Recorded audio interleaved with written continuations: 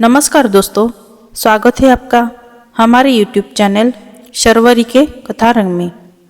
दोस्तों, हमने कई बार धर्म बड़ा या भाग्य इसके बारे में तो ज़रूर सुना है, परंतु इसके साथ ही एक और प्रश्न उठता है जो हमारे दिमाग में अक्सर घूमता रहता है।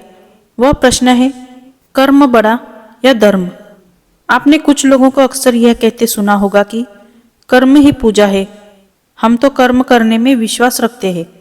तो क्या आपको भी लगता है कि सिर्फ कर्म ही सब कुछ है, धर्म का आपके जीवन में कोई स्थान नहीं है? तो आइए एक कहानी के माध्यम से जानते हैं, कर्म बड़ा या धर्म। एक समय की बात है, धर्म और कर्म आपस में लड़ने लगे कि हम दोनों में बड़ा कौन है। तब वह लड़ते हुए न्याय मांगने के लिए राजा विक्रमादित्य के पास पहुंचे। उस समय राजा विक्रमादित्य जैसा सही न्याय कोई और नहीं कर सकता था। उनके न्याय की प्रसिद्धि चारों तरफ फैली हुई थी। राजा विक्रमादित्य ने जब कर्म व धर्म को अपनी राज्यसभा में देखा तो उनका अभिवादन कर आने का कारण पूछा। तब कर्म व धर्म ने कहा, हम आपके राज दरबार में न्याय मांगने के लिए आए हैं। हम जानना चाहते हैं कि हम दोनों में से बड़ा व श्रेष्ठ कौन है। तब राजा विक्रमादित्य कर्म व धर्म को साथ लेकर एक स्थान पर, जहां पर कोई साधु तपस्या कर रहे थे, वहां पर पहुंचे। उन्हीं साधु का कोई शिष्य उनके पास दर्शन हेतु जा रहा था। तब विक्रमादित्य ने धर्म को अपने पास रोककर कर्म को अकेले उस शिष्य के पास जाने के लिए कहा। कर्म उस शिष्य के साथ चला गया। जब वह साधु के दर्शन हेतु उस स्थान पर पहुंचे तो उन्होंने देखा कि साधु तो तपस्या में लीन है। तब वह उस साधु को जगाने का प्रयास करने लगे।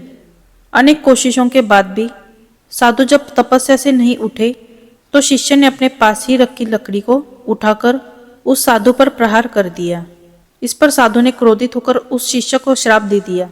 कर्म ने सारा वृत्तांत आकर राजा विक्रमादित्य को सुनाया। तब राजा विक्रमादित्य ने धर्म को अकेले उस शिष्य के साथ जाने के लिए कहा।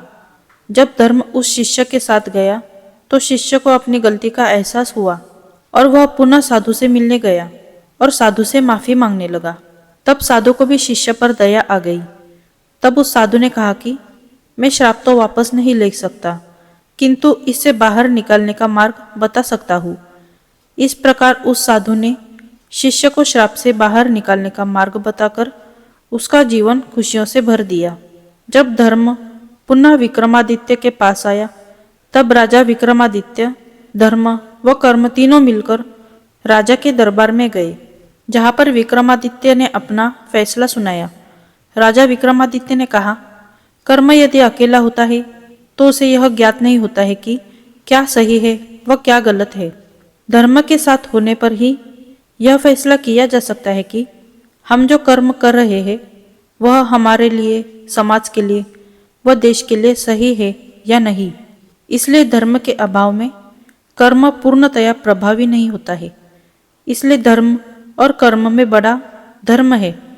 इस प्रकार कर्म ने धर्म से माफी मांगी और फिर दोनों साथ में चले गए। दोस्तों, धर्म बड़ा या कर्म, इस पर आपको हमारी यह जानकारी कैसी लगी हमें कमेंट करके ज़रूर बताइएगा और हमारे चैनल को सब्सक्राइब कीजिए। हमारे साथ अंत तक बने रहने के लिए धन्यवाद।